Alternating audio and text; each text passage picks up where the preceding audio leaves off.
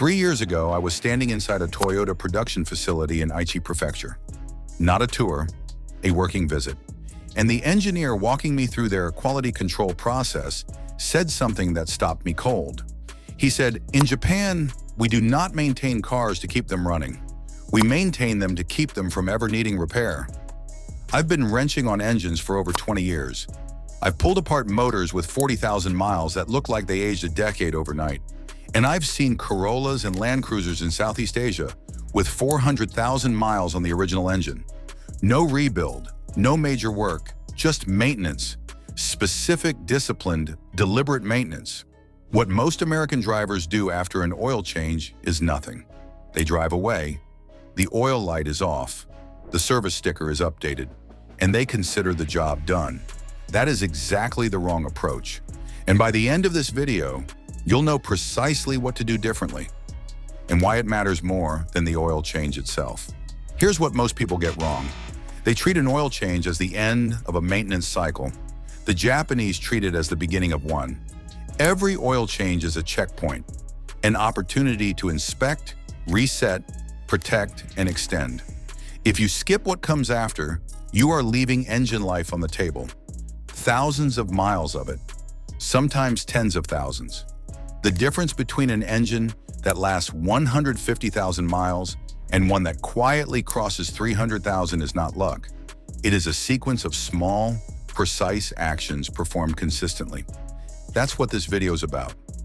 I'm going to walk you through the exact post-oil change protocol step by step, the way professional Japanese mechanics and fleet operators approach it. There is a concept in Japanese manufacturing called monozukuri, the art of making things. It implies not just production, but stewardship. The idea that an object, once created, deserves to be maintained with the same care that went into building it. American car culture is largely built around convenience. Quick lube shops, drive-through oil changes, 15 minutes and you're back on the road. That model optimizes for speed, not longevity. It treats maintenance as an interruption rather than a practice. Japanese maintenance philosophy is the opposite. It is preservation-based. Every service interval is taken seriously because they understand that an engine is a precision machine with tolerances measured in thousandths of an inch. Small neglect compounds, a thin film of varnish in the wrong place, a slightly sticky valve, a marginal oil pressure reading. None of these kill an engine tomorrow, but over 80,000 miles they quietly do. The mindset shift is this. Stop thinking about what the car needs right now. Start thinking about what it will need in 5 years, and work backward from there. Number 1, the idle down period. Most drivers start their engine after a fresh oil change and pull out of the driveway within 60 seconds. That is a problem. Fresh oil needs time to fully circulate and build consistent film pressure throughout the system, especially to the upper valve train and cam journals. Cold starts are already the highest wear event in an engine's life. Driving aggressively within the first few minutes of a new oil fill compounds that. After an oil change, start the engine and let it idle for 2 to 3 minutes before moving. Do not rev it, do not load it. Watch your oil pressure gauge or warning light. If pressure doesn't build within 5 to 8 seconds, shut it off immediately. You likely have a priming issue. Under normal conditions, those 2 to 3 minutes allow the new oil to reach full circulation pressure and begin coating every surface that matters. It costs you nothing. And over the life of the engine, it is one of the most protective habits you can develop. Number 2, the first 50-mile break-in window. Fresh oil is not fully conditioned oil. The additive packages in modern motor oil, zinc dialkylthiophosphate, friction modifiers, detergent compounds, need thermal cycling to activate fully and begin working as designed. Japanese fleet mechanics refer to the first 50 miles after an oil change as the conditioning window.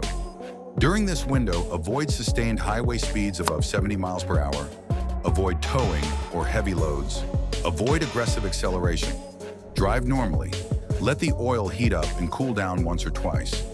By the time you put 50 miles on a fresh fill, the oil is doing its job at full capacity. This is not complicated, it just requires awareness. Number 3, the post-change leak inspection at 24 hours. This is standard practice in Japanese dealership service departments and almost completely ignored in the United States. After your oil change, wait 24 hours, or at minimum after the first drive cycle, and check beneath your vehicle for any seepage. Look at the drain plug, the filter, and the oil pan gasket area. A fresh install can hide a loose drain plug or an improperly seated filter for hours. It won't dump oil immediately, but a slow weep at 5 pounds per square inch of oil pressure becomes a visible drip after a few heat cycles. Catching it at 24 hours costs you 5 minutes. Missing it costs you an engine. Park on a clean surface. Check your oil level again. Inspect the undercarriage.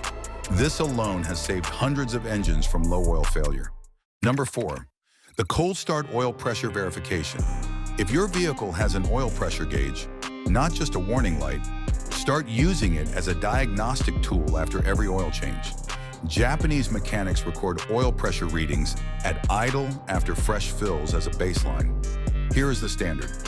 Most gasoline engines should show 25 to 65 pounds per square inch at operating temperature at idle, and 50 to 100 pounds per square inch at 3,000 revolutions per minute. After an oil change with fresh, correct viscosity oil, you should be at the higher end of that range. If your pressure at idle has dropped 10 pounds per square inch compared to your baseline from 6 months ago, that tells you something. Oil pressure decay over time, across multiple oil changes, is one of the earliest indicators of main bearing wear. You will not find this in a service reminder sticker, but it is exactly the kind of data that tells a Japanese mechanic whether an engine is aging normally or accelerating toward failure. Number 5, coolant and fluid cross-check. An oil change is the most reliable reminder to check every other fluid. Japanese service protocols treat each oil change as a comprehensive inspection trigger, not an isolated task. Check your coolant level and color. If it's brown or murky, you have either contamination or a failing water pump, neither of which you want to discover when the temperature gauge spikes on the interstate. Check your power steering fluid, brake fluid, transmission fluid if accessible. These don't need to be changed at every oil interval, but they need to be looked at. Brake fluid absorbs moisture over time and should be tested or replaced every 2 years, regardless of mileage. A $6 test strip can tell you whether your brake fluid is at 1% water content or 4%, the point at which boiling point is dangerously compromised. This takes 8 minutes. It is worth 8 minutes. If you've made it this far, you're clearly serious about keeping your engine alive. If this is useful, a like or subscribe helps this channel reach people who could use it. Now let's keep going. Number 6, the oil consumption log. This is perhaps the most underutilized diagnostic habit in American car ownership. Every 1,000 miles between oil changes, check your oil level, write it down, date it, record what the dipstick shows. Over several oil changes, you will have a consumption curve. A healthy engine in good condition should consume no more than 1 quart per 3,000 miles. Some consume nothing between changes. If you notice consumption accelerating, for example, you used to go 5,000 miles between changes with no measurable loss, and now you're burning a quart every 2,500 miles. That is an early warning sign. It could be valve stem seals. It could be piston rings beginning to wear. It could be a PCV system that needs attention. Catching this pattern at 90,000 miles versus 140,000 miles is the difference between a $400 repair and a $4,000 one. Japanese taxi fleets, which commonly run engines past 300,000 miles, maintain oil consumption logs as a matter of policy. It is not complicated. It is just consistent. Number 7, the thermal cycle reset drive. After your oil change and 24-hour inspection, perform 1 deliberate full thermal cycle. This means driving until the engine reaches full operating temperature, typically 15 to 20 minutes of driving, allowing it to fully warm up, then parking and letting it cool completely. 1 full heat and cool cycle helps the new oil seat against gaskets, normalize pressure across seals, and begin the conditioning process described earlier. This is not about performance. It is about giving the new oil a proper environment to stabilize before the engine goes back into regular daily use. It takes no extra time if you plan it around a normal errand. But it is a deliberate act that the Japanese maintenance approach includes, and the American quick lube model never mentions. Number 8. The drain plug torque check. Over-tightened or under-tightened drain plugs are one of the most common sources of post-oil change failure. Under-tightened plugs back out. Over-tightened ones strip the pan threads. And a stripped oil pan on a modern aluminum engine is a $600 to $1,200 repair. The correct torque for most drain plugs is between 20 and 30 foot-pounds, depending on the vehicle. Not hand-tight, not as tight as you can get it. Torque spec tight.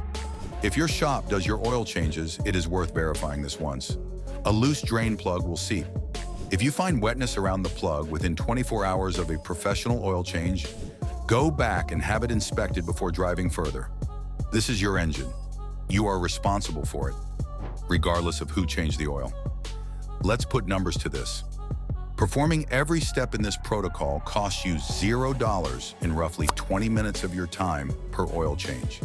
If you change oil every 5,000 miles and drive 15,000 miles per year, that's 3 oil changes annually. So 60 minutes per year.